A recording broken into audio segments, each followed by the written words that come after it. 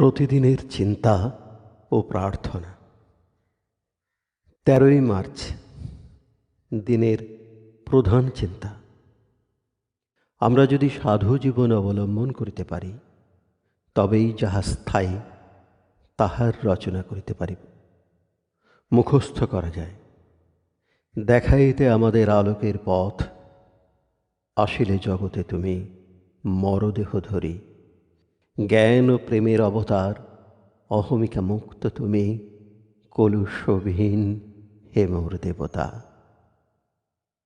উপদেশ। একজন মানুষ হয়তো একটা কথা বলিল, সে কথা এমন প্রাণপূর্ণ যে তাহার স্পন্দন সঙ্গীতের মতো এক নূতন জীবন আনয়ন করে। আবার আর একজন হয়তো সেই কথাই বলিল, কিন্তু তাহা কেমন যেন অর্থহীন।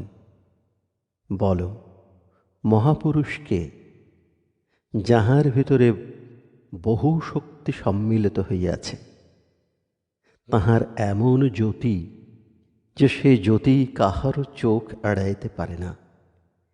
তিনি যাহা কিছু করেন, সকলেই তাহার স্পর্শে পবিত্র হইয়া যায়। জ্ঞান বিনা অন্য কিছু কি এই চিত্তশুদ্ধি আনিতে পারে? সে জ্ঞান আত্মজ্ঞান, তত্ত্বজ্ঞান।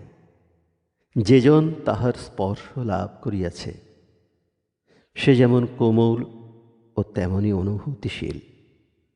নিজের জীবনের সত্যানুভূতি তাহাকে ভগবৎ প্রেমে প্রেমিক এবং মানুষের প্রেমে আকুল করিয়াছে।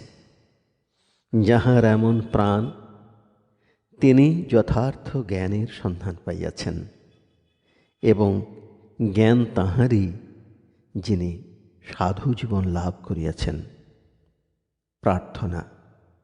হে পুণ্যসত্তা প্রভু, তোমার মঙ্গল শক্তি আমার ভিতর দিয়া প্রবাহিত হোক। সে শক্তি আমার জীবনকে শুদ্ধ পূত পবিত্র করুক।